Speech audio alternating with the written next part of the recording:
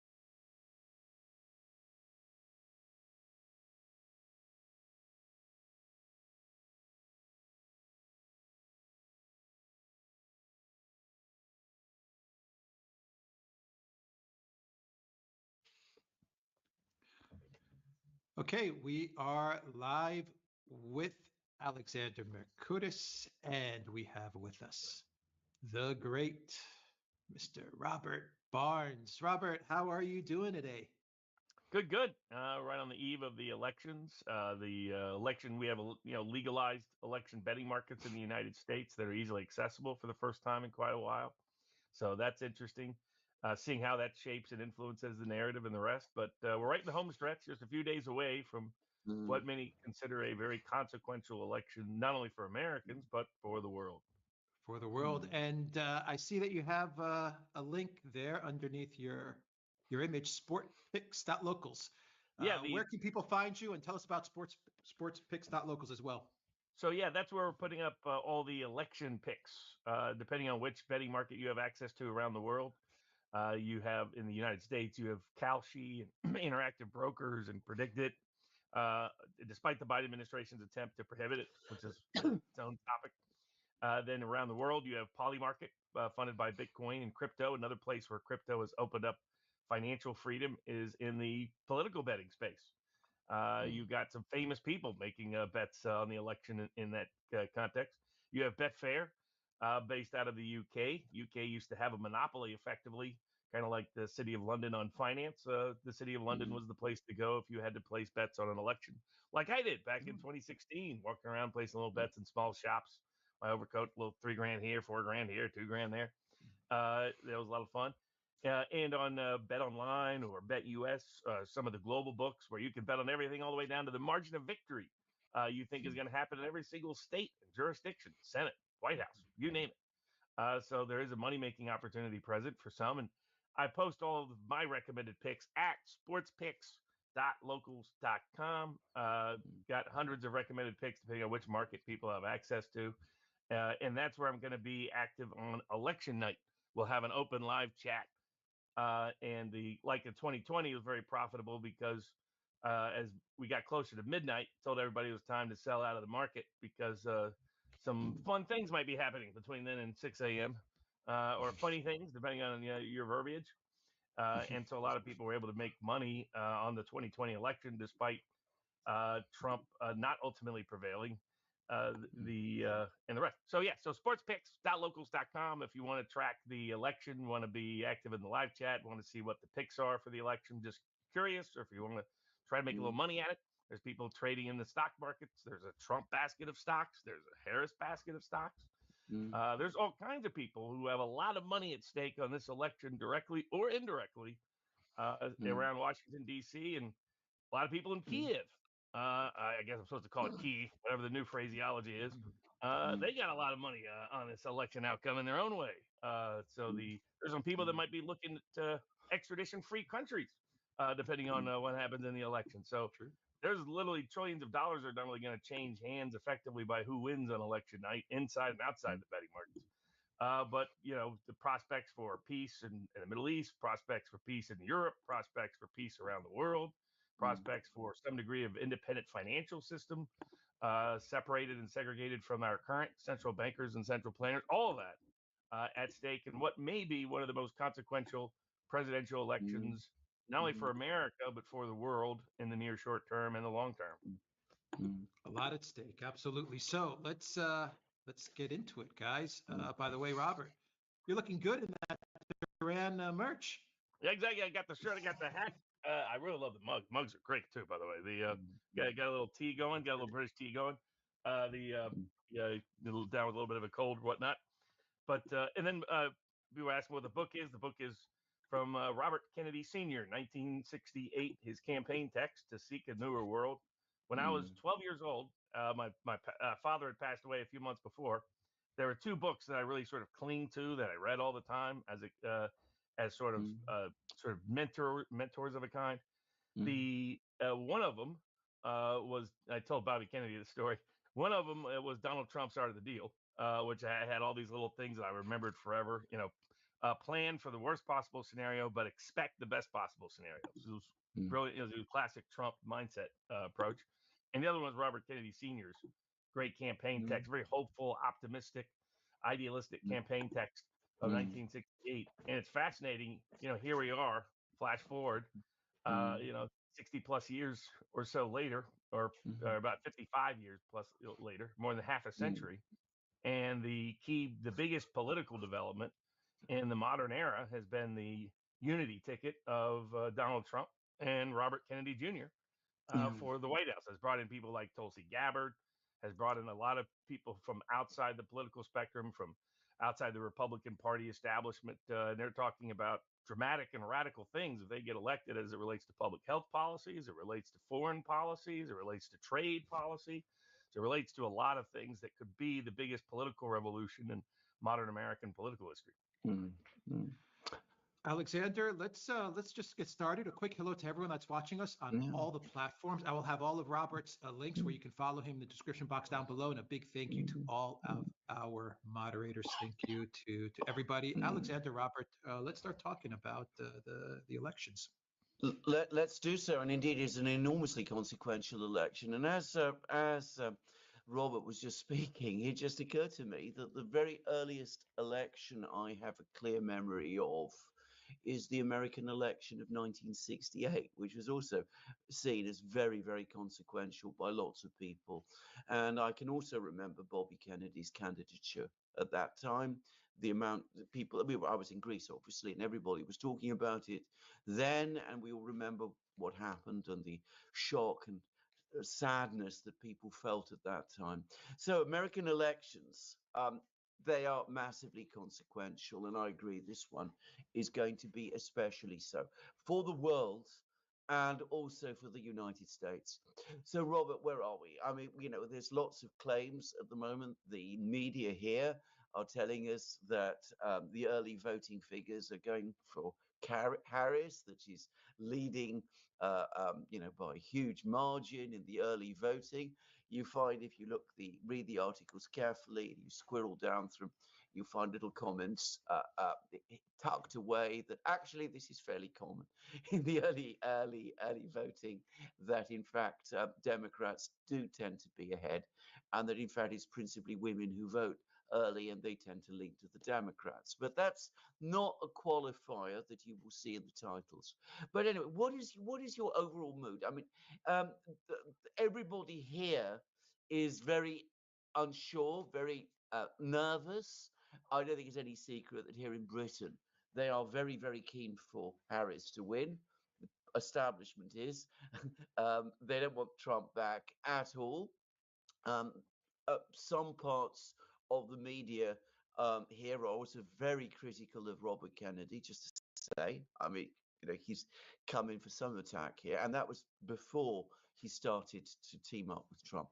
So the British are very, very nervous about this election. The establishment, at any rate, is. And they're very worried. You can sort of almost see the sort of knuckles turning white as they sort of grip their desks or laptops or whatever, talking about it. But they don't really know where it's going. They want Harris to win. They fear that Trump will. What is your sense at this time? I mean, who do you think is better positioned at this time? I mean, if we look at the betting markets, Yeah. Trump is now, for the first time ever in his political candidacy history, even including the Republican primaries of 2016, even going back to early 2023, during the sort of peak lawfare against him, he's the favorite. In the poly market, which is mostly traded by crypto, he's as much as a 2-to-1 favorite to win the election. On Kalshi, which is a U.S.-based betting market that won in a lawsuit against the Biden administration to open up those markets, he's at a 55 to 60% favorite. The Unpredicted, which is a university-sponsored site, he's around 50%, floating sometimes into the favorite territory. All that same in the British betting markets and the offshore betting markets, or offshore from the U.S., the global betting markets.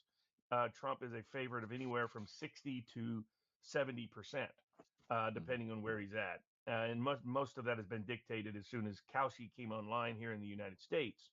It started driving the betting markets because people in the offshore betting world didn't want to get arbitrage between the two. And it's the reason the Biden administration didn't want the betting markets to be available to U.S. citizens. It was similar to Brexit. Brexit, the ordinary punter, as they're called there in the UK, the working class gambler was putting a lot of money on Brexit passing. And that was an indicator that the polls and what the media was saying about Brexit wasn't true. On election night, you could actually get Brexit to pass at 10-to-1. So because of that, the Biden administration didn't want an alternative narrative. They wanted the narrative from the institutional press and from the American media and university-sponsored polls that would have always been anti-Trump. They understated Trump in 2016, understated Trump again in 2020, and I suspect they're understating Trump again in 2024. However, the polling hasn't been as lopsided as it has been before. For the first time ever in media polls, university polls, Trump, in a fair number of them, has a lead even in the national popular vote. And given the way the Electoral College works, there's a majority of the Electoral College is more Trumpy than the country as a whole. So in other words, if Trump were to lose he lost by 4.5 points, the popular vote in 2020, but only lost by less than a point in Pennsylvania, Wisconsin, Georgia, and Arizona, often by tenths of a point. So that gives you an idea that Harris, in order to really win, she needed to win probably by 5 or more, because she underperforms in the swing states, both the Sun Belt, Georgia, North Carolina, and the further western parts of the Sun Belt, Arizona and Nevada, and as well as in the Rust Belt. The interesting thing is the coup against Biden that Democrats staged in the summer to replace him with Harris, which has never happened in American political history before, putting somebody in there that's never had to win a vote, a single primary in the modern era for the last century plus, since primaries have taken over. It worked temporarily. The media was able to create a lot of hype around her and get a boost and get what's called a response bias in the polls.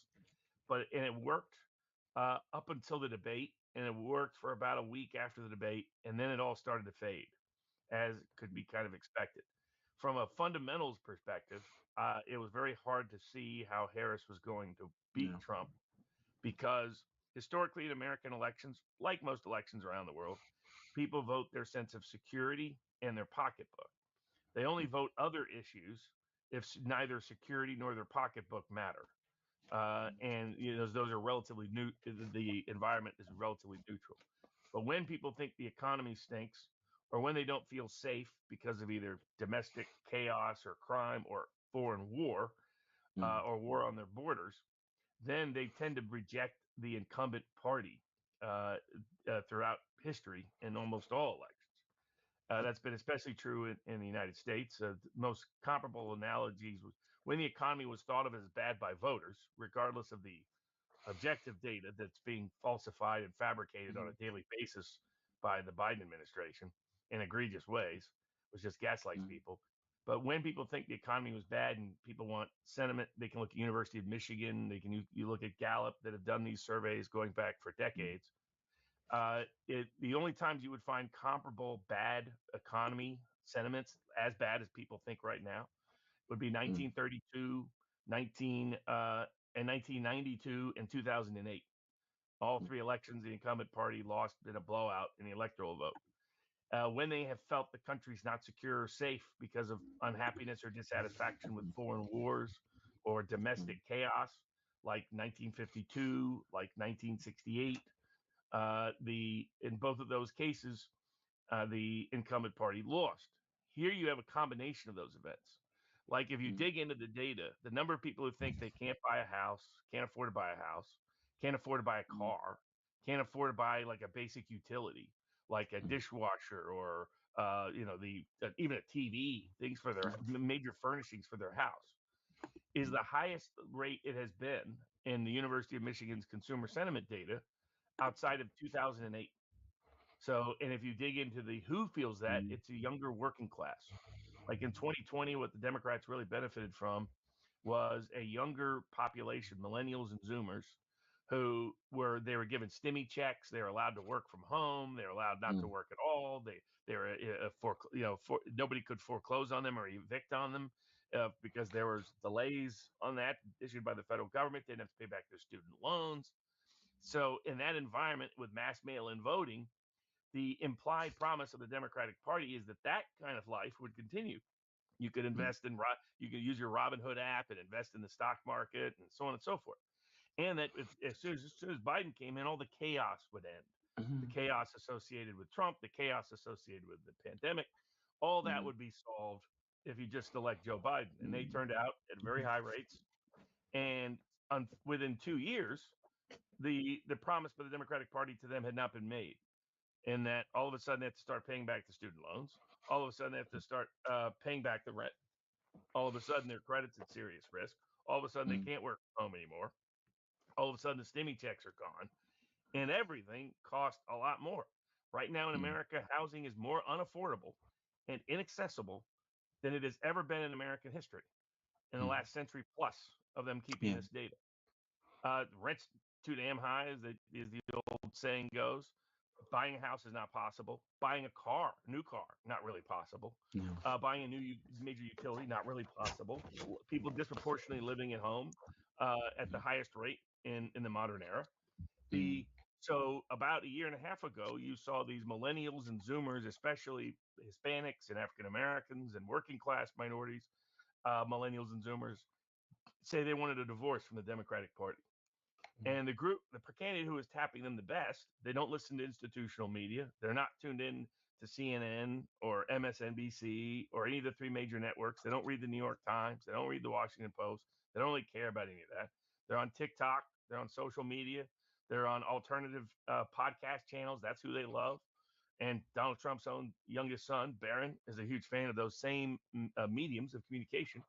Mm. Robert Kennedy tapped them first in their frustration, and that was the fuel for his political surge and his potential rise in the polls. Mm. And then he turned around and gave that by uniting with Trump Mm. to Trump. And you look at those voter groups, that's why the polls have moved. The polls have not magically got better at polling older working class whites. Kind of like if you're a UK person, imagine if the polls constantly underestimated the folks in the Midlands. Yeah. That's what America's polling has been now for a decade plus.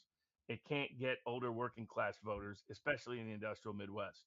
And it still can't get an accurate sample of them. And Mm. so consequently, the polls will always inflate the Democratic margin here more often than not, especially if Trump's on the ballot. And So what's happened is that younger working class is shifted drastically away from the Democratic Party. Ultimately, after the Trump-Kennedy unity ticket embraced Trump, they haven't embraced Republicans all the way up and down the ballot, though. They're still skeptical of the Republican brand. So what they do for the Senate, what they do for the House, still in doubt. And all these key, very close, very tight Senate races, a bunch of very close, very tight House races. Democrats believe they will hold the House. Or take back the House. Democrats believe they'll not suffer bad losses in the Senate, and Democrats believe Harris will pull it out in the end, on the grounds that people just won't tolerate Donald Trump back in the White House after Mm. January 6th. That's the Democratic internal narrative. The early voting data they're deliberately sort of deluding themselves with, because Mm. the mass mail-in vote that happened in 2020 is not happening here in 2024. It's Mm. down over half. Mm. And almost all of that decline is coming from Democrats. And it's Mm. coming from what's called low propensity voters here, people who only voted in 2020, didn't vote in 2022, didn't vote in 2018, didn't vote in 2016. They turned out in 2020, and that voter group on the Democratic side, that are registered Democrat or modeled Democrat according to the data, that voter group is disproportionately not participating. And it's across the country. It doesn't matter whether you're looking at Maine early voting data, New Jersey early voting data, New York early voting data, Georgia, North Carolina, Florida, Louisiana, Texas, really bad out in the South, the Sun Belt. In Arizona, Republicans are going to have the biggest lead on election day they've ever had in their history, in the sense that there'll be a 300,000 likely vote edge, 300,000 more Republicans than Democrats that will have voted in the Arizona elections. Here in Nevada, Democrats have dominated early voting for forever, and instead Republicans are winning it for the first time in forever. It looks like Republicans will have a 20, 30, 40,000 vote edge on election day, and Democrats have always underperformed in the Trump era their vote margin. So they have 50,000 vote margin, they win by 25,000. They have a 40,000 vote margin, they win by 25. It's that kind of number. Yeah. And so that's why they're in trouble in Arizona, trouble in Nevada. The other thing is black voters. The other thing that's happening is younger black men, younger Hispanic women, younger non-college white women.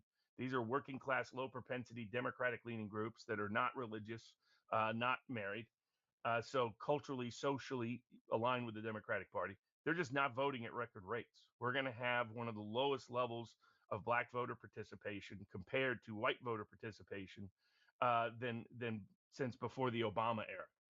And the similar with certain democratically leaning Hispanic constituencies.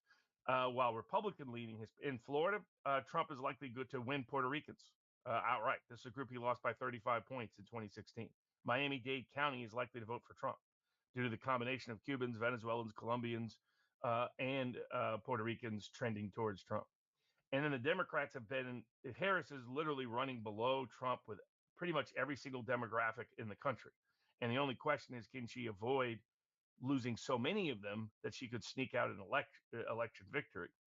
The issue is that she underperforms amongst older blue-collar whites in the industrial Midwest, and particularly with non-Hispanic white Catholics, who Biden, for all of the criticism people might have of him, he was Scranton Joe.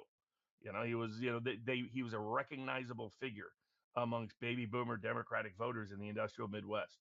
Kamala Harris is the Indian from Canada. She's not relatable at the same level at any rate. We've never really had anything quite. People could say Barack Obama, but he was a very charismatic candidate who learned his politics in Chicago, so he knew how to communicate in the Midwest. The Harris did not. Harris is from California in terms of her politics. Barely won an attorney general's race in 2010. She's never been that good of a candidate. People are seeing that. She can't sit down with long interviews, can't do Joe Rogan, can't do any of these formats or structures. And so she was the dumbest lawyer I ever dealt with in court in terms of her office. So it's just not, people are seeing the reasons why. Some of us thought there was no way they would replace Biden with her, because she would perform worse than Biden. Biden would have performed better than her because he could hold and attach to some of these older groups, despite his mental status, that she has great trouble reaching into. And then you add in the Israeli conflict, which is creating problems for the Democratic Party. The ability to try to walk that line between Israel and Palestine is not a viable line in the U.S. The closest you could get is someone like Trump, who promises peace. And there he can win both voter groups by promising peace. And because he delivered it for 4 years, it's believable. The Harris campaign has tried to be uber pro-Israel and then pro-Palestine at the same time. And all that's happened is they're bleeding votes out of both sides. They're going to have the lowest rate of Jewish support in the modern era for the Democratic Party. They're going to be down margin 15, 20 points. They're going to, and that matters in places like Michigan. And they're bleeding Muslim and Arab votes. They're going to be down 20, 30, 40 points. There's polls showing Arab Americans and Muslims voting for Trump. I don't think it'll be that high, but you're talking about a group that in the U.S. has historically voted Democrat by a 40 to 50 point margin. Major Arab Muslim leaders have endorsed Trump out of Dearborn, Michigan, and other places. So, and to the degree that they don't vote Trump, a lot are not going to vote, or they're going to vote Jill Stein, where she's available on the ticket. So you aggregate that, it's very hard for me to see how Harris pulls it off on election night. But the media folks and the rest are going to be pushing every narrative they can about women voters, about early voters, about their media polls, saying that she's going to pull it out because they need that psychology of that momentum moving forward. But I think even they down deep don't really believe it. And you can see it in how negative the Harris campaign has been over the last week and how much more positive oriented the Trump campaign has been. Trump's going to places that are difficult to win, Virginia and New Mexico. She's struggling to defend Virginia. She pulled money out of North Carolina and shifted it to Virginia. That's not the sign of a strong Democratic campaign. I'm just going to make a few quick observations. I mean, I've been following this election, obviously, from a distance. I don't have the granular understanding of how America votes. But the points that you said about working class voters being very conscious about living standards is absolutely true. It's absolutely correct. Anybody who's been involved in elections, and I've been involved in elections in Britain, and I've been involved in elections in Greece, and I can say that it's exactly the same there. It's exactly the same everywhere. And it's not surprising, and it is right that it should be so, because after all, elections are supposed to be about, what concerns people, and what should concern people more than anything else, obviously, is their condition of life and of their families too.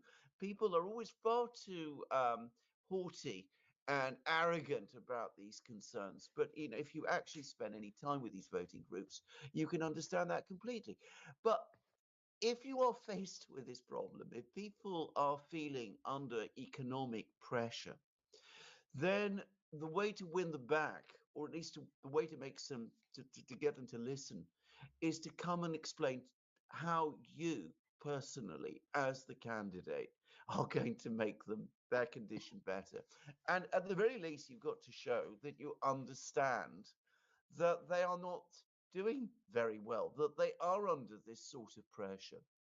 And this is what I have not understood at all about the Kamala Harris Democrat Party campaign. I mean, we've had endless talk about this incredibly strong economy, which people who can't afford a washing machine or, buy a car or have no hope of buying a house, and I know all about that kind of thing. They must feel very, very insulted when they hear that. They must say to themselves, "These people are just absolutely not interested in me." And they talk about a strong economy. They mean a strong economy for themselves. They are not interested in me. They don't care about me. So that's already going to annoy and anger people. And instead of a program, we've had memes. We've had, the joy meme. I mean, everybody's got to be absolutely happy and full of joy because Kamala Harris is the candidate. Again, I mean, that's not the way that you reach out to the kind of voters, both, by the way, the younger voters and the older working class voters that you describe. I mean, it's difficult to convey, by the way, to people who don't know how tough-minded these sort of voting groups actually are, especially in a country like Britain, or indeed I'm sure the United States, where people are very, very experienced in elections. The electorate is very experienced tough-minded electorate. It's heard all kinds of things from politicians. They're probably pretty cynical about politicians anyway. You tell them vote for me because I'm the candidate of joy. It's very weird. And then, of course, the weird, the other side are weird. What does that even mean? And, they spent weeks on all of this. And then, of course, it all became exhausted. And it turned out that they didn't have anything meaningful and important to say. And so what they started to do was to say rude and absolutely horrible things about the people on the other side, except that does two things, which if you again have any experience in elections, you know what a mistake it is. Firstly, it's not believable. I mean, Donald Trump has been around in American life, not just American politics, but in American life for decades. People know him very, very well in America, I'm sure. And I mean, they've already made up their mind about him. And they just won't relate these kind of claims that have been made about him to, the person they know. That is one thing. But the second, which certainly my aunt, who was involved in many elections, would have said is an absolutely disastrous mistake, is that what you're doing is you're drawing attention away from yourself and what you're saying, and you're transferring it to the other person. So instead of people talking about you, Kamala Harris, they're talking all the time about Donald Trump. And that isn't a good idea in itself. You need to be out there. You need to be talking to people, conveying to them what your plan is. You need to project a real, program which people will close around and feel optimistic about and say this person not only cares about me but actually delivers. So this has been the strangest Democratic campaign. It's the third strangest election campaign I have ever seen. A candidate who is unable to explain a program, doesn't seem to have a clear idea of what exactly she's proposing half the time. I mean, just to say, and a campaign which has been running on empty and largely on momentum. As I said, it doesn't make any sense. And it really does make one wonder about whether the Democratic Party machine now is such a machine. It's so much built around, machine politics that it's completely lost any sense of actual elections and campaigning and how to win over people and how to actually win elections themselves. So those are the things I just wanted to say. I don't really want to comment about any of that, Rob, but those were my immediate views. And, I've followed many elections, not in the United States closely, but in Britain and in Greece, certainly. I mean, I think they thought they could adopt European election techniques to the U.S. election. And, that a lot of European elections are announced and it's a relatively short, compressed election schedule, 6 weeks, 2 months. And that the media felt confident, well, okay, we can just introduce a new candidate, rewrite that candidate, because until she was chosen to be president, the presidential nominee, she was the most disliked vice president since Agnew in public opinion polling. As someone who had run, for those that don't know her background, been attorney general, been DA in San Francisco, part of the Willie Brown political machine, then got elected attorney general in the state, then got elected to U.S. Senate, then ran for the presidency herself in 2020. She was the favorite of both big tech and Wall Street, and big parts of the Obama world was split between her and Buttigieg.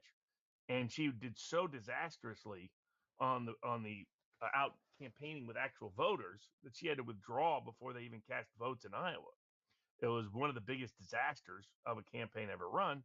She weasels her way onto the ticket with Joe Biden. And there was suspicion that the reason why Biden chose her is that Biden thought she provided Agnew-like insurance so that they couldn't take him out down the road because she was so limited in her political acumen. Not someone who's really curious about public policy. Grew up, her father was sort of a left-leaning a economist from Jamaica. Also, the extraordinary, only in America could we have the first African American president and have no slaves in his ancestry, but have slave ownership in his ancestry. And then the first African American vice president have no slaves in their ancestry, but have slave ownership in their ancestry. Gives you a little bit of a sense of where their pedigree comes from, if you will, their background, not from sort of the working class African American roots. Her mother was Indian, was an immigrant from India, very smart. They met at Berkeley, her parents. Then she grew up mostly in Canada, which they avoided talking about at the convention, which I found fascinating. And but that's where her coming of age was. So she's very distant. I mean, Obama was distant to a degree because he'd grown up in Indonesia and outside the country to a substantial degree, but he'd really tutored himself in American politics in Chicago for a decade plus before he ran for anything. By contrast, Harris, grows up in Canada, goes to Howard, goes to the Bay Area. So you're really not that connected to American political life in competitive, contested elections. There's not many working class groups you have to really appeal to beyond Democratic base oriented voting groups. So she didn't have the background to suggest, and had no resume, no CV, curriculum vitae to suggest she would be good on the national stage. Everything suggested otherwise. But the media was so confident in their ability to manipulate the public narrative that they thought, we're going to prove to the world we really dictate American elections. We will pick somebody who nobody thinks should win, nobody thinks can win, someone who's never received a primary vote in her life for the presidency of the United States, and we're going to make her the next president of the United States. We'll overthrow the existing president of the United States, force him to step down, and then we'll anoint her. And not only anoint her, we'll promote her in such a way, with such a media blitz, that we'll be able to take out Trump, even in an electoral environment as difficult for incumbents as this one. And that's why you're hearing media people say, as was reported yesterday in certain circles, high-ranking corporate media types, saying that they'll be horrified if she loses because it means their power is either neutered or gone. And they're terrified of that prospect. What if it doesn't matter what CBS, ABC, NBC, CNN, MSNBC, even Fox, the New York Times, the Washington Post, or LA Times, anybody else thinks? And then you've got billionaires and millionaires who own places like the Washington Post, in the case of Bezos, and in the case of another one, in the case of LA Times. They see the writing on the wall, and they're like, we're not going to go down with that ship. So we're going to tell our newspapers to not endorse anybody. For the first time, it's kind of shocked the institutional left in the country. So the enthusiasm for Harris is very limited. Now, her campaign thing has been to promote musicians and celebrities at the events and to get people to come out. And this is without a doubt, in my view, the most Orwellian campaign I've seen in American presidential politics. Because as you pointed out, Alex, the whole, the joy, everybody's got to be joyful. Everybody's got to be joyous. It's like right out of a scene from 1984. I mean, you got to get together and cheer in a certain way, and you got to cheer in the right way, or maybe you're out of the party and out for good. It has this just sort of state. It's what they accuse Trump of. It has a fascistic vibe, not in terms of governmental policy, but in terms of that sort of collectivist mindset that everybody needs to be on the same page or trouble's coming. So it's been, and everything they're, as you pointed out, there's a lot of confession through projection going on. What they're accusing Trump of, fascistic, plans to use the military against his dissidents, plans to weaponize the Justice Department against his critics. These are all things they either have done or quite clearly are planning to do, which is disturbing and unsettling in its own right. There'll be a lot of unrest either way, but I think there'll actually be more unrest if Trump loses, because people have doubts about whether he actually lost with an honest election, and and of course there'll be a mental health breakdown amongst the professional managerial class here in the U.S. in places like New York that can't conceive of an indicted, impeached, bankrupted, at least that was the goal, Trump prevailing.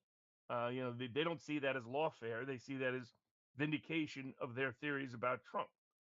The rest of the world sees it as lawfare, as bogus cases promoted for bogus reasons. but they don't. They're so the bubble is so small here. It started with the whole safe space movement in response to the kidnapping risks of the 90s, to where kids grew up. It was dangerous to be around other people, to be around strangers. Where kids used to grow up, play games in the street and go and do whatever they wanted. That was no longer the case. It was, play dates and structure. And then you go to college, it's safe spaces, graduate school, safe spaces. They literally, as the book Big Short details, they've started only going to the same churches, same social clubs, same neighborhoods, same schools, everything, to where you were in, they isolated themselves from middle America. And it's why, like, they believe their own nonsense about, like, the economic data. And so, all, as you pointed out, what they're doing is they're gaslighting people, and it enrages them. That, there was a viral video a couple of weeks ago from a young black man, who the Democrats knocked on his door, and he was like, "Well, here's why I have problems with the Biden administration and Harris." And like, "Oh, you don't understand. That's all fake. That's all fake news. The economy is great. Economy is totally, totally great." I was doing an event with George Gammon and some folks out here in Vegas, Rebel Capitalist, and he was asking me, he goes, "Okay, so when we get some economic data here, this was a couple of weeks ago, what's the odds that the data is inflated and suggests everything's great again?" Economics said pretty high. They're going to report a good GDP number. They're going to report certain good payroll numbers. They're going to report numbers that don't really make sense to people in the lived economy, lived world. But then all they do is they keep insulting them by telling them the economy is great. They insulted them. Their fact checking of Trump they did during the debate and Vance backfired, because they're sitting there telling people, "Oh, there's no problem with immigration. Immigration is totally under control. That there's no you can't bring people from totally completely foreign culture. There's been an issue throughout Europe and large parts of the rest of the world, even in Central and Latin America. And suddenly think everything's going to be kosher. I mean, the Haitians have had a different life for a very long time, different cultural viewpoints, different. You go back and read the old reports of when the Marines were in Haiti and what they witnessed, and how it was a cultural shock to them. And you decide to take a bunch of people from Haiti and who don't even speak the language and drop them into Springfield, Ohio, of all places. I mean, there's New York, there's some other places where are better at sort of melding in immigrant groups, but this was kind of insanity, that their set of policies. And then you convince them nothing bad is happening. That there's no crime increase, there's no housing costs. I mean, when Vance was on with Rogan the other day, he said, "Look, the universal demand for illegal immigration is coming from big corporations who want to pad their pockets with cheaper wages," which was Bernie Sanders' view in 2015, until he suddenly decided to go woke and identitarian rather than be a class-based politician. And that's sort of what happened. So when they tell them, "Oh, there's no issue with immigration," everybody in their neighborhood knows the otherwise. When they tell them there's no issue with crime, everybody knows a story of somebody close to them that knows otherwise. And then when they tell them the world is safer, I mean, Kamala Harris said, "U.S. military is no longer anywhere in the world." Said this in the debate. And it's like, no war zones. And some military soldiers spoke up. They're like, "That's news to us because we got shot at yesterday." I mean, we're all over, but was it 400 military bases? It's absurd. But they're sitting there saying, "Hey, everything's fine." And yes, and somehow the world is more peaceful. I mean, you got people like Alan Lichtman with his 13 keys, which really just means, do people feel safe? Do people feel prosperous? But he's decided to ignore all that because he hates Trump. So he goes, "Oh, the Biden administration has had no foreign policy problems whatsoever. In fact, it's only been one foreign policy success after another." That's what you're going to call Afghanistan? With people hanging off of planes and us leaving people behind and us bombing an innocent family? That's what you're going to call Ukraine, which is on the border of a country with a war that has a bunch of more nuclear weapons than we do? That's what you call the Middle East being aflame, and news every other week? Is something going to escalate, or is it not? Is Iran just playing? Is Israel just? I mean, are they just going to look like they're fighting but not really escalate, or do they suddenly escalate? Because you play that game, sometimes things get out of hand real easy. And so it's like, under Trump, and this is their big problem. Their only pitch down the Trump closing argument is simple: Harris and Biden broke it. I will fix it. How do you know that? Because I fixed it before. I had 4 years of peace. I had 4 years of prosperity. I had no new wars. The Middle East was not aflame. Europe was not aflame. The border was under control. Real wages and real median incomes grew for the first time in 25 years under Trump, of blue collar, working class, middle America. Whereas they know just the opposite has happened: chaos, inflation, cost of living, people doing 2 or 3 jobs, all the net job growth under Biden has gone to foreign-born individuals. Almost literally amongst native-born Americans, there's been negative job growth under the Biden administration. That doesn't even get to wages not staying up with the cost of living, getting to core, particularly items that go to the American dream, like for the ordinary American, having your own home, be moving out on your own as a young person. The having a car has been a good, bad, or otherwise, whatever you think of it, environmentally, politically, or otherwise, is part of the American identity and has been since the 1950s. The being able to go on vacation, being able to afford that new cool little appliance, those things are what bring joy to the everyday ordinary person economically and materially, and at least having the belief that that will be coming down the road, which Trump was a master at creating that perception in people's minds. Now they are so negative about the current economy and so negative about where things are going under this administration that all the Democratic strategy has been, we're going to gaslight you and tell you you're very Orwellian. Nope, the economy's great.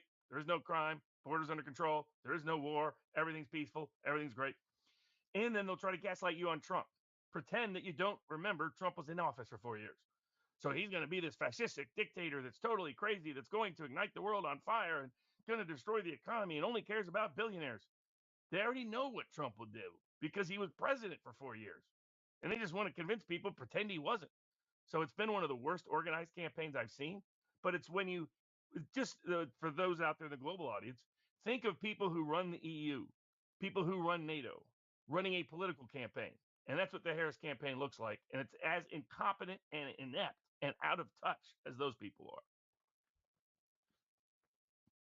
And I would just quickly add, the other side has actually run, I think, a very much better campaign altogether. I mean, one of the things you must say about both Trump and Vance and Kennedy, because Kennedy is absolutely an essential part of the campaign. I mean, they each talk to Americans in a somewhat different way, but a few things. First of all, you get the sense that they like Americans. I mean, that may not sound important or obvious, but it's actually extremely important. If you know anything about elections, if the people you're talking to, you people you want to have vote for you, if you get them to feel that you like them, if in fact you do like them, then they will like you. And you see that very, very obviously, for example, when Trump goes out, these meetings. It was very interesting how in the debate, Harris really didn't get the sense of what these meetings are, which Trump does, because that's you can see in these meetings that he's actually connecting with working class America in a way that she never can. And he learns from them and they learn from him and they both like each other. And Vance is the same, by the way. Of course, he comes from that kind of background. He knows it very well. He's extremely fluent, very, very articulate. But he's never left it behind, which is again very interesting. And Kennedy is different because, of course, Kennedy's in some ways more cerebral. I mean, I don't think he's more intelligent or more intellectual. I just mean that his style has a more professorial thing, which, by the way, young people like. I should say, it's what they're used to and they like it. But again, he talks to people in a serious way. They will listen to the way he talks to them.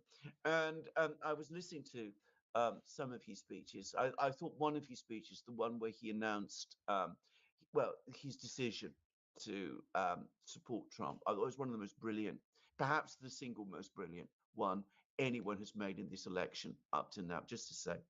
But he does it in a way that people not only can follow and understand, but in a way that respects them.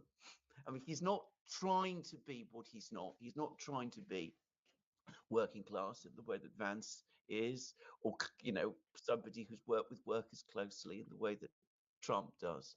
He's obviously the patrician, professorial Kennedy, but again, you get that sense that fundamentally he likes the people he's talking to, and he's really interested in them. So it's a completely different campaign. By the way, I just ought to say, if you go back and you look at the speeches that especially JFK used to do, and they're very interesting, by the way, very different. There's an awful lot of RFK that reminds me of JFK, just to say. Um, anyway, never mind. And and that it's warm and it wins people over. And each of them, Trump, Vance, and Kennedy, they bring different perspectives. They're able to appeal to some extent to different constituencies, but they have also different ideas, and it's very interesting to see how those ideas have complemented each other. How Vance, for example, has articulated very interesting ideas on foreign policy, which is obviously my big interest, which are not which take some talking points that Trump has, but they give a kind of idea structure to them in a way that Trump hasn't quite done. And then Trump talks a lot about economics. And by the way, he's interesting on economics, much more interesting than people realize. And I mean, he's now, got this thing about tariffs and McKinley and all of that. But again, this isn't actually so different. That is based on an real understanding of American economic history, which I don't know to what extent Trump has actually read it, but he does seem to have a sort of core understanding of it.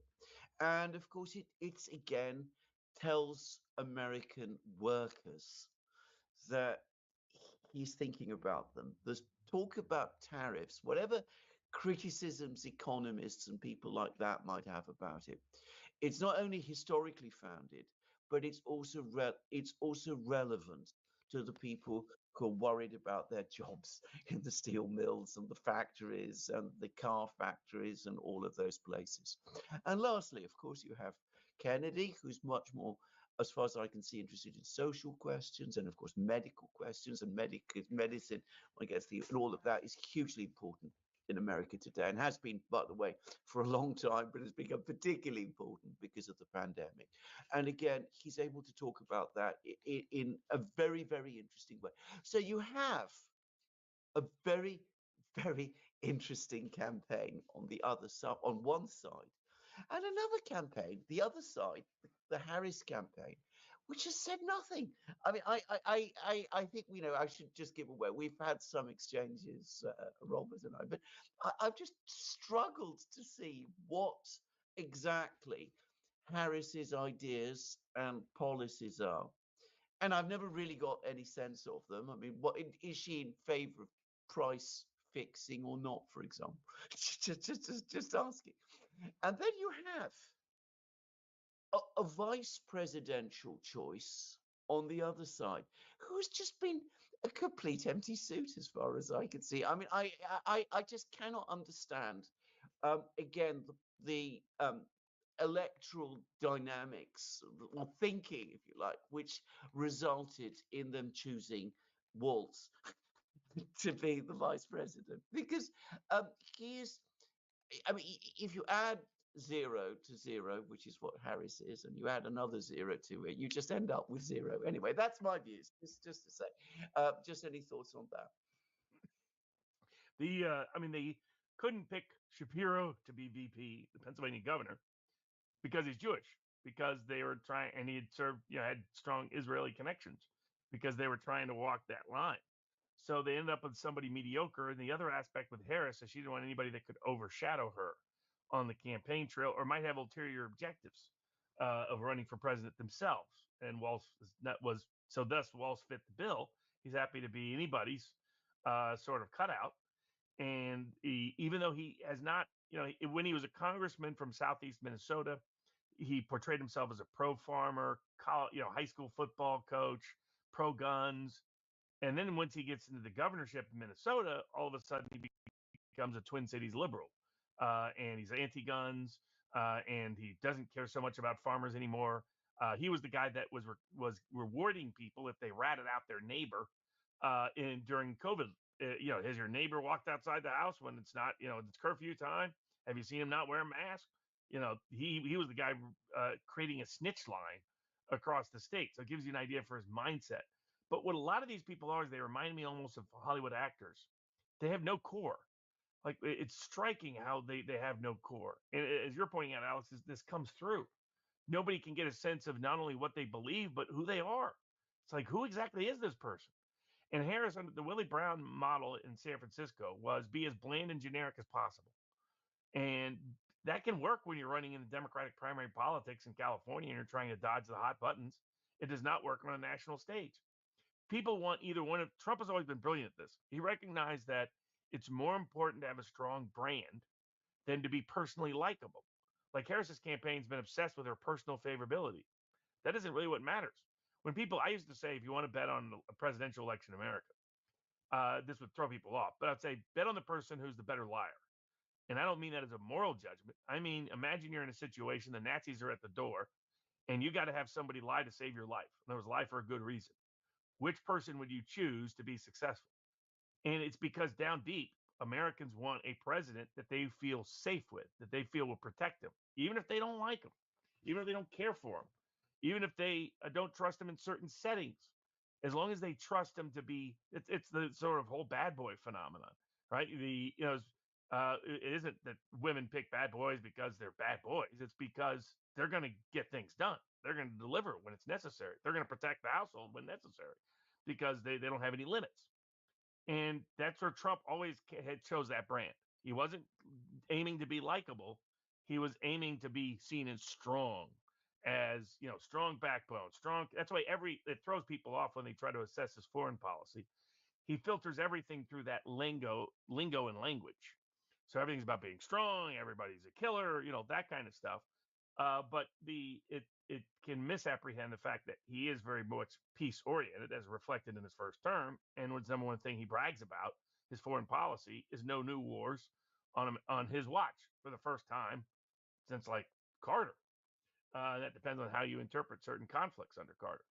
Because we kind of started the whole Afghanistan thing in part there, but so that whereas Harris's people are like, just be likable. They all come from, I don't know if you have this over like model parliament maybe in lower levels of education, but in America you have these things called model UN and model Congress, but particularly model UN, and you got all these nerds that line up and do this, and they're professional. They're like Reese Witherspoon from the movie The Election. I mean, they're into being part of the political class from the time they're like 5. And they avoid substance. Everything's technical. They're very uber technocratic, right? Somehow everything's non-ideological. And so they don't develop a real sense of how to actually win elections. They think winning elections is how much you spend here and how much you spend there and how much you raise over here. When winning elections is about message. And it's about trusting the messenger and liking the message. And they've done neither with Harris. And you're right. The biggest transition with Trump came when they failed to kill him.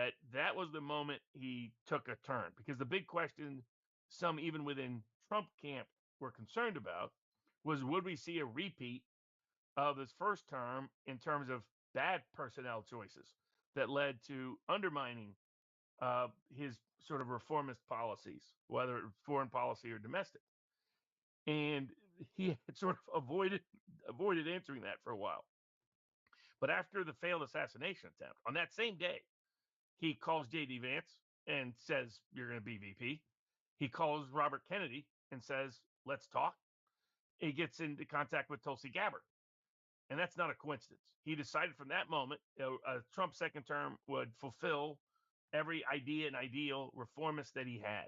That meant taking apart the entire public health apparatus in America that's killing our kids on a regular basis, then so be it. That if that meant taking apart the entire intelligence apparatus, then so be it. Taking apart the entire military security establishment, so be it. And I mean, Robert Kennedy's going to have a dramatic role in not only public health, but in foreign policy. Tulsi Gabbard's going to have a major role in the personnel that get picked in foreign policy. You're not going to see another John Bolton. You're not going to see another, you're not, contrary to what Ben Shapiro is trying to spin, Mike Pompeo will have no role in the second Trump administration. So these are people that are on the outs at many levels. Now, Trump, for his own reasons, will say nice things about different people in different places, but I wouldn't overstate that. That was a radical shift. And once he shifted campaign wise to that, all of a sudden his surrogates include J.D. Vance, include Robert Kennedy, include Tulsi Gabbard. These are great. The doctor and his wife that are big into the public health. All the, Brett Weinstein, a bunch of people all of a sudden come on the Trump train. And they were able to achieve what like France can't seem to figure out, which is how do you unite the populist streaks of the left and the right? And Mélenchon's camp and Le Pen's camp just can't get past one another, and that's more on Mélenchon's camp than Le Pen's. But what it does is it allows people like Macron to keep running France. The key, the breakthrough for Trump to put him over the top, not only in terms of the election but in terms of an effective administration, was his unity with Robert Kennedy. And it was credit to Bobby Kennedy, he could see through it. And he is the closest to his father and his uncle, President John Kennedy, of any of the Kennedys. Now, in part, it's because he's the oldest of that group. As he was around them while they were alive longer than the other Kennedy sibling, for the most part, that's still alive. But he was also politically engaged in ways some of the other kids were not. But you can see, and you're right, in his speech style, in his political acumen, his recognition that he could create a unity ticket with Trump and how powerful that could be on a populist left-right marriage and how reformist that could be was essential. If he didn't have that political skill to see that, he ends up a spoiler and gets nowhere. And so that was brilliant, and brilliant on Trump's part. And Trump, I know the people that are behind the scenes on the transition team, Trump is absolutely delivered in the sense that Tulsi Gabbard's going to have a big role. Robert Kennedy's going to have a big role. People like Steve Bannon will still have a big role, despite them locking him up for most of the election, which is still insane. A Harris running around saying, can't vote for Trump, though he'll lock up his opponents, while Steve Bannon was still in prison. It's just mind-numbing. The level. But yes, so the Robert Kennedy was critical to particularly bridging that new group. So like I helped create a group called 1776 Law Center. And we did a survey that got into both Kennedy world and Trump world and congressional and Senate campaigns back in the earlier parts of the summer.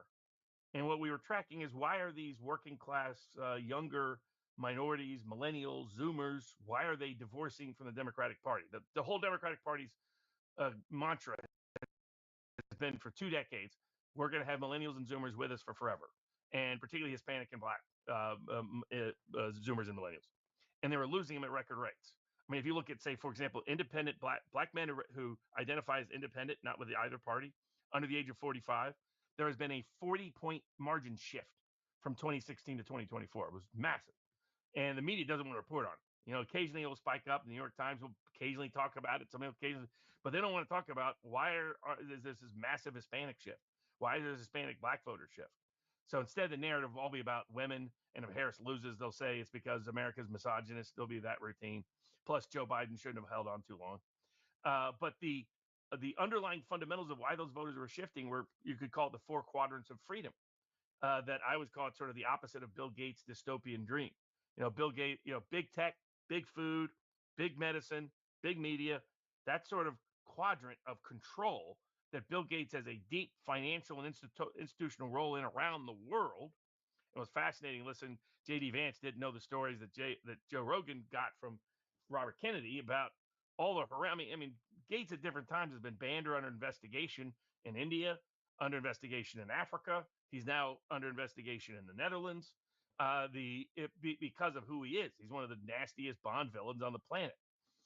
He makes George Soros look like a walk in the park to a degree. I mean, because he's been more insidious at his influence.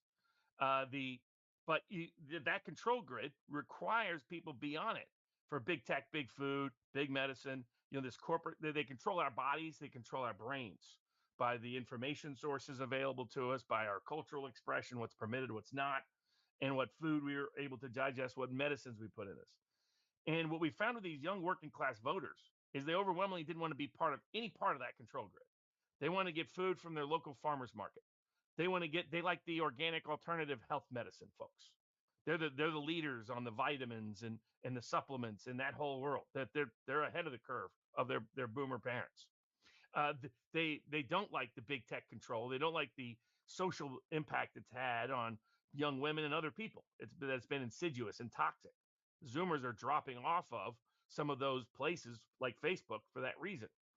And they don't like the big media control and don't trust them. That's why they choose podcasters. The Joe Rogan is the Walter Cronkite for young people. For those people that remember Walter Cronkite's dominant media influence in the 60s and 70s here in America, that's who Joe Rogan is seen as amongst younger people, millennials and Zoomers in America. That's why Trump and Vance appearing on Rogan mattered more than any other media event that could take place.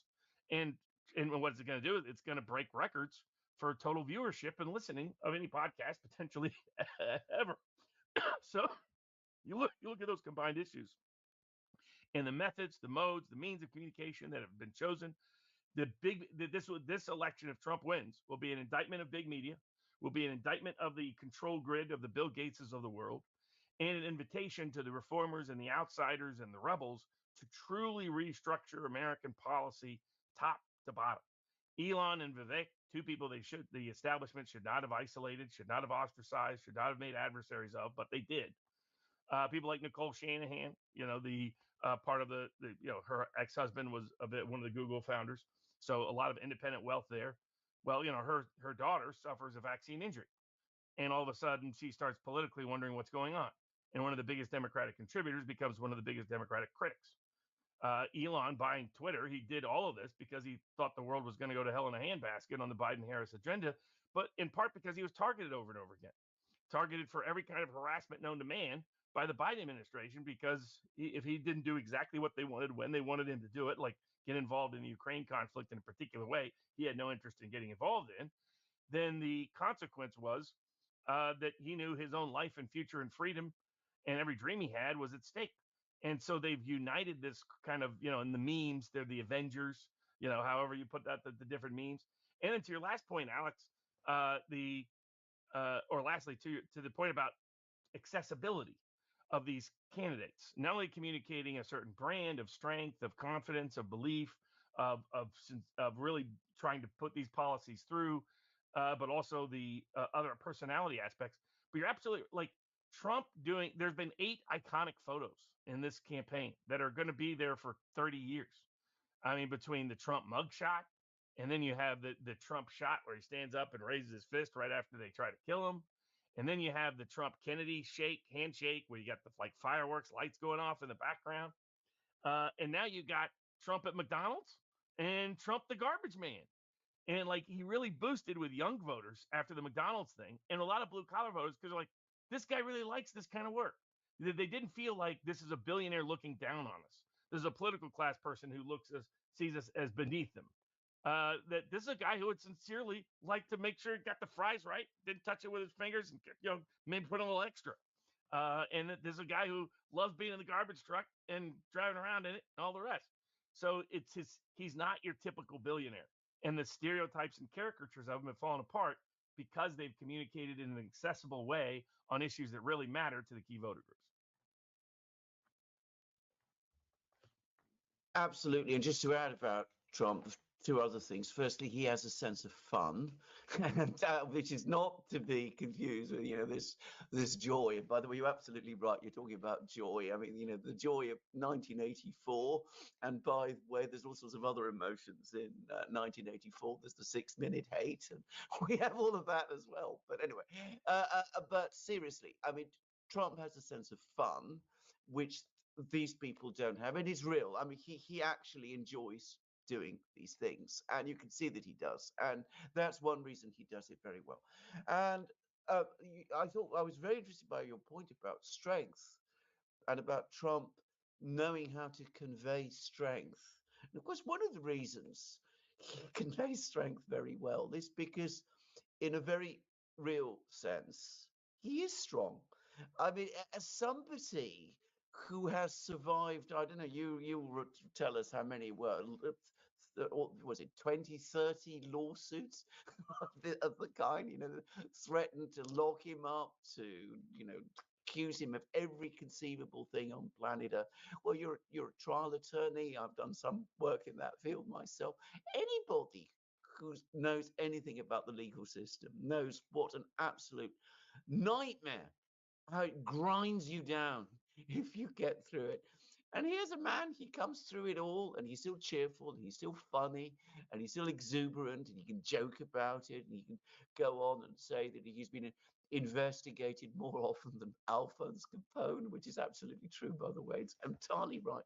So, I mean, that already conveys strength. And somebody who's able to pick himself up after having part of his ear shot off and who's come face to face with death and then says to himself, well, how, what I must do now is first of all I want to show that I'm here and lift up my hand and reassure my supporters. I mean, and as Alex and I have pointed out, that was in the true classical Greek sense. And I was brought up on classical literature and all of that. So I know exactly what we mean. And we know this is our language.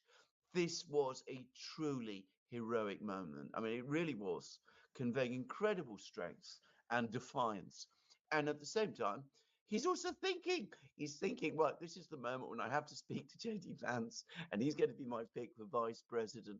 And then he decides, this is the moment when I must also speak to RFK. Now, these are the actions of a unusually strong person. I'm going to say this straight away. I mean, you could criticize Trump for many things. You can talk about his inconsistencies, his low attention rates, and whatever, the fact that, he tends to move from one thing to another. But at a fundamental level, a core level, he is very strong. And accessibility. He goes and talks for 3 hours to Joe Rogan. You explain the importance of this man. He has this conversation. And of course, it's always challenging to conduct a conversation like that. He is not watching and minding every word that he's saying, which you can see that Kamala Harris does. She's constantly worrying about her next sentence. He's able to do that. Vance, by the way, can also do that. I mean, he also goes and speaks to Joe Rogan. What does Kamala do? She tries to set conditions. She says, you must come to me and we're only going to speak for 1 hour and I'm going to set, much more honest and consistent position if she said, no, I'm not going to speak to you at all. I've got, more important things to do. I'm campaigning. But she says, well, okay, I will speak to you, but it must be on my terms. Well, that is a terrible move. I would have thought it conveys arrogance and it also conveys insecurity. It gives the impression to people that she's scared of a meeting with Joe Rogan, a program with Joe Rogan, and maybe rightly so. So accessibility and strength, they are both there. I think even in Britain, it is now increasingly widely acknowledged that the lawfare was a disastrous mistake. And I've heard people say that the Democrats calculated that it would be the lawfare that would knock out Trump and win the election. And they didn't realize that it would turn out otherwise and it would turn out the way that it did. Yeah, it was exactly what we discussed at the time, that this attempt to martyr Trump through weaponizing the legal system would in fact rally surprising constituencies to him, and to the point that 50 Cent is featuring Trump in his concerts right after he got shot. I mean, it's just extraordinary. The but you're right. The lawfare as a whole backfired, and best illustration of this is the Democrats planned on making democracy. It's like capital D democracy, very Orwellian, their idea of democracy. Democracy is when you take the person who won the most votes and remove them from the nomination, replace them with someone who got no votes. It's like I still don't think this is where demos came from in the old Greek tradition, but okay, maybe I missed the history. But you see the weaponization of the lawfare. It's also what turned people like Elon Musk, Bill Ackman, a bunch of big like a lot of our polling data for 1776 Law Center was shared through the big tech world, through the big tech dissident world. So it wasn't just Palmer Luckey and Peter Thiel and that crowd. It was a bunch of other people that were like, this scares us. There's the prominent businessman that was all over TV after the New York verdict saying, I'm not going to invest in New York if this is the new rules. If I can be politically targeted. I mean, this is a manifestation of what we talked about when they did the sanctions on Russia. You're going to terrify the entire world to disinvest from the United States. Get out of the U.S. financial system, get out of the U.S. SWIFT system, get out of the U.S. banks, get out of U.S. investments. Or if somebody like Kamala Harris doesn't like you, boom, you're broke tomorrow, whether you're a citizen or a country. And that was just going to terrify people. I mean, I'll give an example of how nuts the lawfare has been. And I'm encouraging Trump's team, if they win, which I think they will, to put together a pardon team to deal with the lawfare, to highlight to Americans in the world where these cases have gone awry. So they're not able to say, oh, Trump's just pardoning himself, or he's pardoning his family, or he's pardoning his political allies in January 6th. All of them, I believe, deserve pardons independently. But to show, a bunch of other cases where there's been egregious misuse and abuse of our legal system. Whether you look at the Alex Jones cases, you look at the Rudy Giuliani cases, these insane verdicts. You look at, Dominion getting close to $1 billion when they haven't been able to show real damages, and you're getting ridiculous verdicts that are using the legal system to basically bankrupt your political opponent, like they did with Trump in the New York case.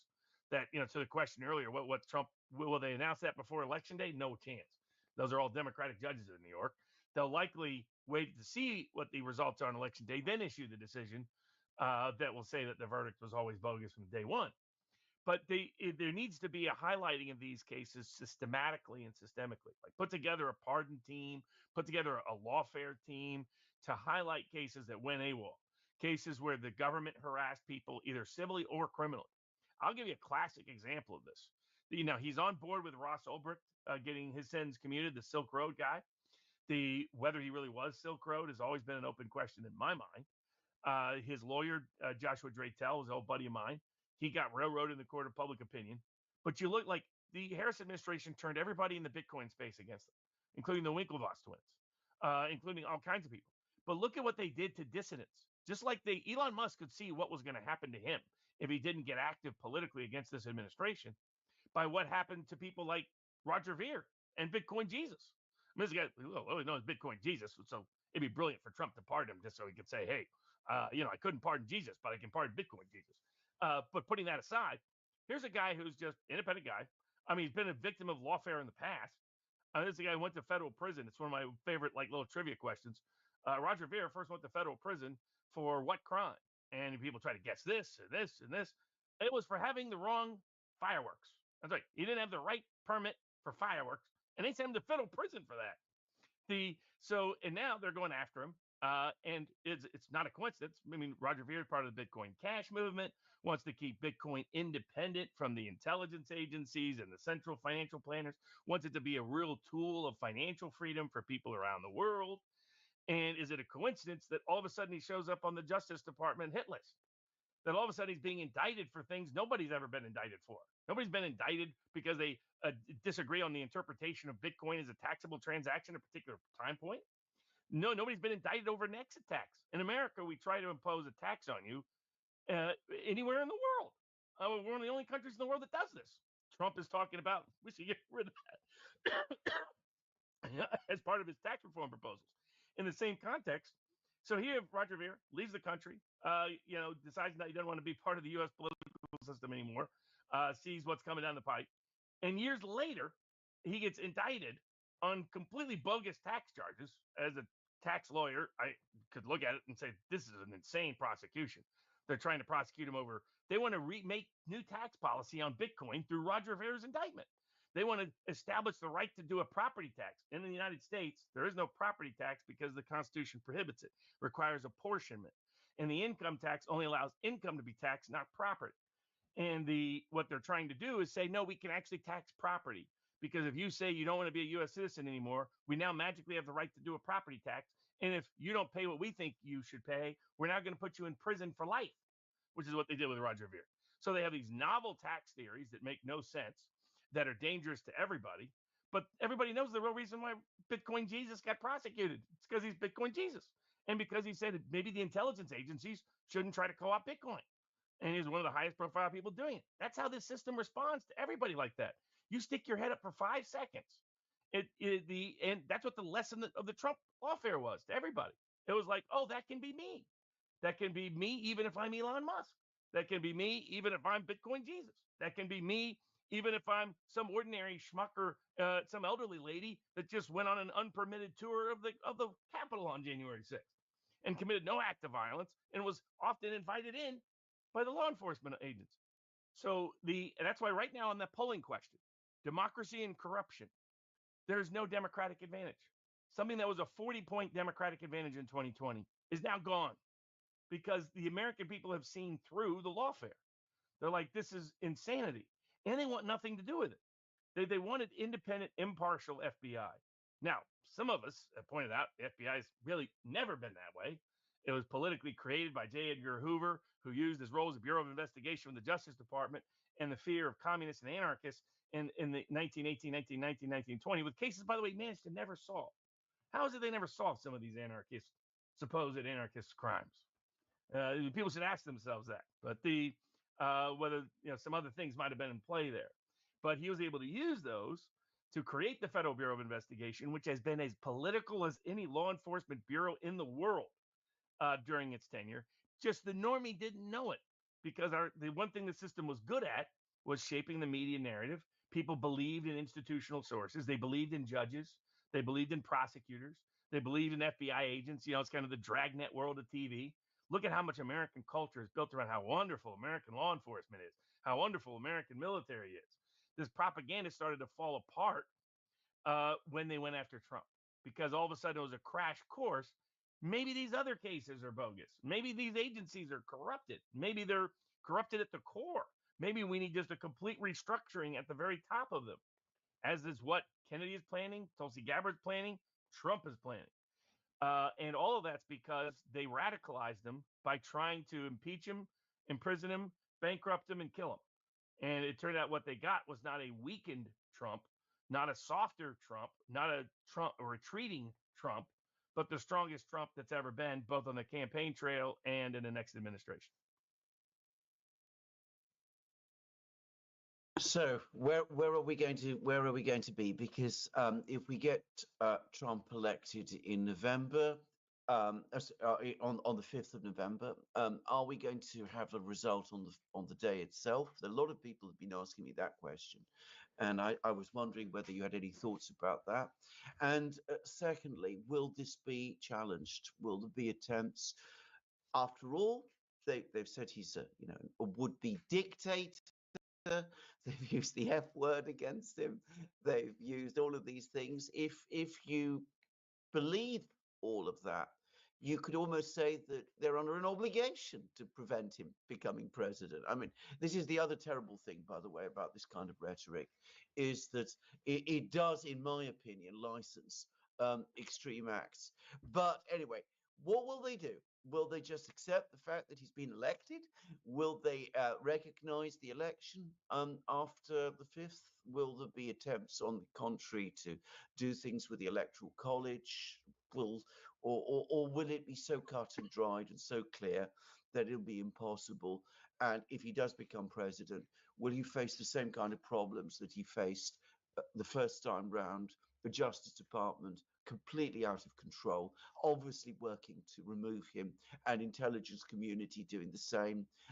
Problems right across the entire government bureaucracy, the deep state, in other words, unleashed against him in all its horror. Will he face all of that, or will he be in a far stronger position this time with a popular mandate and with a much, much stronger, much more consistent, much more coherent and disciplined team of people supporting him? Again, I'd be interested to hear what you have to say. Absolutely. I mean, I think he has aligned himself. It's by far the best campaign staff he's ever had, or campaign team. When you put people, not necessarily, there's some people inside the campaign organization that are the same kind of swamp creatures as past. People like Chris LaCivita and Susie Wiles. These are not reliable, trustworthy people. They're corporate lobbyists, but their role has been mostly relegated to secondary significance. The real policy making, personnel making people are of the Robert Kennedy, Tulsi Gabbard variety, and people that they in turn have brought in. People like Thomas Massie is going to have a significant role in agriculture. People like Rand Paul is going to have significant impact on both State Department potential policy and Federal Reserve policy. J.D. Vance is, it's talked about having the same Federal Reserve skepticism as Robert Kennedy, as his uncle, President John Kennedy. So the reformist agenda is real, and they know it's coming. The question is, are they in delusional mindset so that they've convinced themselves they can't lose? And that's why we didn't see any unique October surprise. Though a real October surprise would have been a positive one for the Harris campaign, not a negative one for Trump, because after you've impeached, indicted, tried to imprison and kill a guy, there's not much more you can say about him that's going to move anybody on that side of the aisle. But on the other side, maybe they could do something like get a peace deal out of the Middle East, get a peace deal out of Europe, put the army on the border, something drastic and dramatic that could have moved the needle. But they didn't choose any of those things because down deep, Joe Biden wants Harris to lose. I mean, do people really think it's a coincidence he put a MAGA hat on in September and walked around with it? He said, "Oh, it's just a joke." I mean, then he comes out on the day Harris does her big closing argument campaign speech on the ellipse to remind everybody of January 6th and all the rest. He comes out and says, "By the way, all the Trump people are garbage. I'm going to do twice as bad as what Hillary did with deplorables." And go, "Golly gee, I'm just this old guy who keeps screwing up." Right? Come on. He feels bitterly grieved that he was tossed to the side. And this is an issue that goes into Biden's psychology of the time. He's talked about it. He's a little kid. People make fun of me at school. Mommy said I was always smarter than they were anyway. That kind of mindset with him. The idea that Obama could just he always thought looked down on him, and he always thought never respected him, and never held him in proper regard. He wants to be able to say only he could beat Donald Trump. Obama couldn't do it. Hillary couldn't do it. Harris couldn't do it. Only the great Joe Biden. And everybody just disrespected old Joe. So that's one limitation on backlash to a Trump victory, is that Biden's just fine with a Trump victory, is my suspicion. And if so, you're not going to have at least the top of the White House trying to cause hurdles.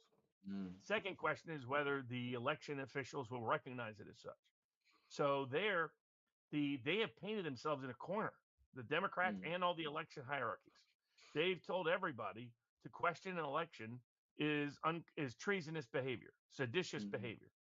So how does Jamie Ratskin and that crowd run around and pretend that now they can challenge an election? Yeah, it's a Democratic Party tradition going back to the 1970s, but there's no Republican president's been elected since Eisenhower that they've actually believed was legitimately elected.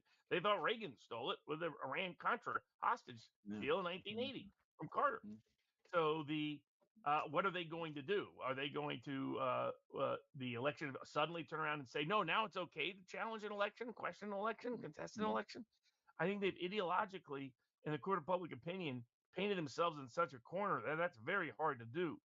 So then you have the election officials themselves, and I always call it the margin of fraud. And what I mean by that is historically in American elections, when you have an election that's close enough that you could pad the ballots with questionable ballots, that's what I'm calling the margin of fraud. If people know that the election's not going to be that close, they're not going to risk getting caught for even doing any fraud. That's why you tend to only see allegations of fraud when the election is really tight. It's because the fraudsters have no interest in pursuing it when there's more risk than reward. I think the margin, if the national polling is correct, if the environment is reading it right, in terms of, take for example, one of the most predictive metrics last 4 presidential cycles has been Gallup's polling on 2 issues. Which party do you identify with, particularly for independents? Which party do you lean towards? And second, what are the top issues and which party do you favor on those issues? Whichever party wins that tends to be the exact margin since 2004. Right now, for the first time in the history of Gallup polling, which goes all the way back to the 1930s, the Republicans have an edge in party affiliation identification. It's predicting that Trump will win by 3 points. If Trump wins by 3 points, given the Electoral College leans towards him by another 3 or 4 points, well, that means it's not close on election night in North Carolina, Georgia, Pennsylvania, Michigan, Wisconsin, Nevada, or Arizona. And underneath the hood, the early voting data shows Democrats doing far weaker. They're not getting that low propensity vote, that young working class voter, that young black man, young Hispanic female, young non-college white woman is not interested in Kamala Harris. They weren't able to sell, why they should be enthused and excited for her. They're disappointed by the Democratic Party, and they're just not voting. And so that's already showing up in the early voting data in states that vote early heavy, like Nevada, like Arizona. You can assume it's going to trend everywhere else because so far it has in the limited data we have from those other places. So in that instance, I don't see how the election officials try to play games because they know they're under heightened scrutiny because of what happened in 2020. And then you have people like the governor of Pennsylvania, like some of these key states. You have Democratic governors in Pennsylvania and Michigan. However, you got Republican governors in Nevada and Georgia. The two Democratic governors, including the Democratic governor from North Carolina, all think they're going to be a future presidential candidate. Whether Shapiro in Pennsylvania, Whitmer in Michigan, Cooper in North Carolina. They don't want Harris to win. If Harris wins, they know their chance of ever becoming president next to nil. And it's probably not a coincidence that the Pennsylvania legal authorities keep accidentally catching people doing fraudulent behavior in the election contest. There's already been like 7 different cases in 6 different contexts in the last week. My guess is that Governor Shapiro wants to look like he went to such great lengths to help Harris, he was willing to even consider cheating to do it, while in fact exposing it at such an early scale because it's so bold and brazen that it prohibits and precludes it from happening on election day to help guarantee she loses. That's how nasty these people are. These are not true cause people. They're personality, ego, they're pure identity ego driven. They don't care about like JD Vance really cares about a bunch of issues. I remember talking to him for an hour and a half about Ukraine before he came out with his statement opposing getting involved in Ukraine during the primary stages of the Republican campaign. He was very thoughtful, very considerate, but what he was evaluating is the only reason why he already had fame. He'd already made a movie about him, his biography, his life story, already had wealth. He'd been very successful in the business world. He had no reason to subject himself to all this with a young family. He was doing it because he couldn't get out of his head what happened to him and people. This is my test script. We like to use big words on the test script with believing the patriotic cause and discovering they were systematically lied to, and they died for nothing. Their friends and family and others the entire died for purpose of testing nothing. different enunciations. Couldn't get that out of his head. He's like, You've done a great job, and it's not finished yet. I'm going to. And so you have people who are cause-driven, idea-driven, belief-driven, values-driven. On the Trump side of the ticket, that creates a unique. You've done a great job, and it's not finished yet. Whereas on the And when I finish this country, knife the other. They can't wait. Buttigieg would love to knife Harris when the right chance comes. I mean, some of these Democratic, Biden will do it, Buttigieg will do it, Whitmer will do it, Shapiro will do it, Newsom in California will do it. I mean, Shapiro, after the garbage statement was made, made a bunch of media circuits saying what a terrible statement that was. Well, why are you highlighting that there, Josh? So now, not that any of these guys are geniuses. I mean, he decided to keep going after Amos Miller, the Amish farmer that I represent, trying to shut him down to this day, pending in Commonwealth Court of Pennsylvania. And what has it led to? 80,000 new Amish voters out of Lancaster County who have turned out to vote with mail-in voting that didn't vote before in prior elections. And the reason they're turning out is their whole way of life is being put at risk by the Democratic Party policies, as they witnessed in the Amos Miller case. So I think that I'm hopeful that we don't see the last piece. You've done a great job, and it's not finished yet. Of unrest, civil unrest, riots, protests. I don't know how much that will be because the zeitgeist for that, the energy for that, comes from younger groups, comes from Antifa-related groups, hard progressive groups. They are much more concerned with Israel and Palestine than they are Donald Trump at the moment. So I'm not sure they're going to take to the streets and have BLM-style riots if Trump wins, because a lot of them are deeply disappointed in the Democratic ticket. I mean, Harris wouldn't even meet with certain Palestinian leaders at the Democratic National Convention. So as he tried to walk that line between the two groups, that is mostly politically backfired. So I'm hopeful that we see more like a 2016 response of some shock in elite circles, that already people are drastically increasing their psychiatric demand, that the need for counseling is spiking in places like New York. So I'm sure there's going to be plenty of that and plenty of pharmaceuticals that they take. But I'm hopeful we don't see a repeat of 2020. We don't see a repeat of riots. We don't see some false flag or staged event that derails a Trump inauguration. You can't put anything past them, because the biggest worrisome sign of this group is that they're too dumb to recognize their own risk. That it's what, when you have someone that asked about Victoria Nuland, this is someone that's, trying to recirculate Russiagate to remind Trump why she and her pals and allies and family members should be put under inquiry. And at a minimum, as JD Vance said yesterday on Joe Rogan, stripped of their security clearances forever. But quite frankly, more probably needs to be done. There need to be some criminal prosecutions of people like Anthony Fauci, people like Bill Gates, people like George Soros, who has They've funded done a great massive job, and NGOs to illegally import people into America. That's a violation of federal criminal law. You can't aid and abet illegal immigration in the United States. There's no question he's behind large parts of it, with his NGO ties all over the place. Brad Weinstein discovered it in person in Panama when he was down there. So I think there need to be consequences for those people. And the question is, when those people recognize and realize those consequences might be coming, do they take some sort of drastic action that puts the whole world at risk? Unfortunately, you can't rule that out. But right now, I'm hopeful that that isn't what happens with a Trump election on election day. Excellent. Excellent, Robert. Well, this is where I finish my questions. I just wanted to say one thing, which is about Amos Miller, which is that obviously lots of people in Britain have been writing or contacting me or speaking to me about his case. The other day, to my astonishment, because I get people from all over, we at the Duran, we get people from all over the place who do, but people from China, they were taking an interest in the case as well.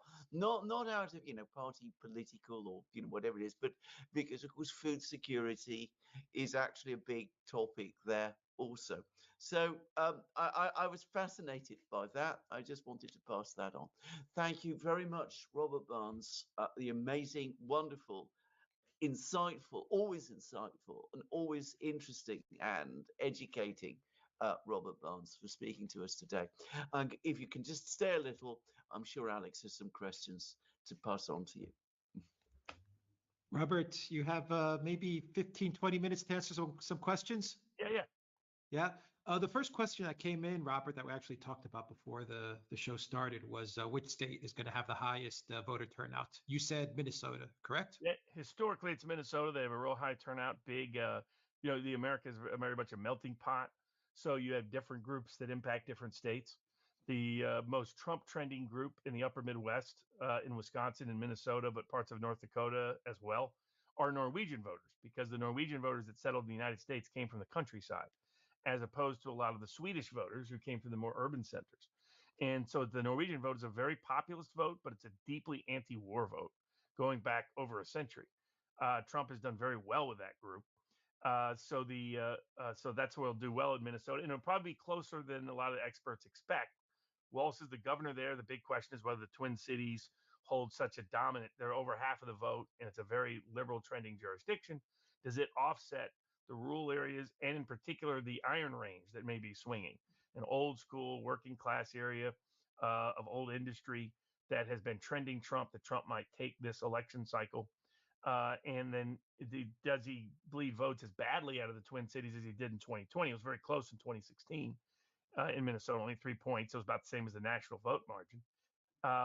And the issue there is, does Harris underperform because there's a big Somali Muslim population there that is unhappy with very big protest vote during Democratic primary about the Israeli conflict? So how does that play out? Does Trump make some inroads in the exurbs? Does the same young voter trend take place in the Twin Cities too? So Trump might be able to steal it. But Minnesota is probably better than the odds. I think the odds are saying 10-1 at Minnesota. I would say more like 2-1 Minnesota, that he could. So it's outside chance, but could do it depending on because certain variables could all flow in the same direction. But Minnesota usually always they're very responsible. You don't have to watch the Coen brothers to get that sense from that part of the world that they themselves came from. The great filmmakers of Big Lebowski and Fargo and whatnot have a real sense for the mindset up there. But they tend to be the highest participation rate. If you measure it by voting eligible population or by registered voters, they tend to usually hit the top and probably will again this cycle. Sticky Marks wants to know, is Steve Bannon out of jail? Yes, right? Yeah, he just got out yesterday. Got it. Okay. And Shane Cameron wants to know, is it possible for Bannon to advise Trump in some capacity if he wins next week, maybe as an outside populist voice? Oh yeah, he definitely will be part of that world. He's part of the Kennedy, someone that Kennedy also talks to. I mean, for those of you that don't know, I mean, to give people an idea of how different this Trump administration can be. Robert Kennedy's publicly stated his favorite source for foreign policy and foreign world relations analysis, and it's the Durant, as he publicly stated. Loves the Durant. That's the kind of change of perspective we're talking about. The populist voices are having will have the most say, and the reformist and geopolitical realist and the war skeptics will have a bigger say in this administration than any American administration since World War One. Sparky wants to know about J.D. Vance. Is he related to Zebulon Vance? I believe we've had this question before. Yeah, Former it's governor and possible U.S. because of the Senator of same North Carolina. Appalachian sort of Yeah. networks, so that Yes. those names don't tend to be too far down the tree. And there's obviously geographic ties because J.D. Vance's side of the family comes from the Appalachian part of Kentucky. So he grew up right across the border in Ohio, but he often spent a lot of time in Kentucky. And you get a really good sense of who he is with the movie that's available on Netflix based on his biography. But you keep going down to western North Carolina, Appalachia, where all the hurricanes hit, and you have similar kinship groups across there. So I don't know if he definitely is related, but it wouldn't surprise me if he was. John Roberts asks, Britain recently voted for Labour and quickly became disappointed with Keir Starmer. I'm worried the same could happen in the U.S. with Harris. A divided Congress means nothing happens too. How likely? What about Congress, Robert? What's your take on that? Well, the other things you guys pointed out, it wasn't so much Britain's had a love affair with Labour. They were disappointed in the Tories, and until the Reform Party came along, they didn't really have an alternative. And they started to surge towards them, but just not enough momentum soon enough. Otherwise, I think they could have surprised everybody and won some seats. But Labor has proven how they can completely destroy any advantage. This is not the Labor Party of Blair or anything else in terms of their at least connection to ordinary voters. It's the same thing. It's happened in Labor parties, happened in Democratic Party in America. So that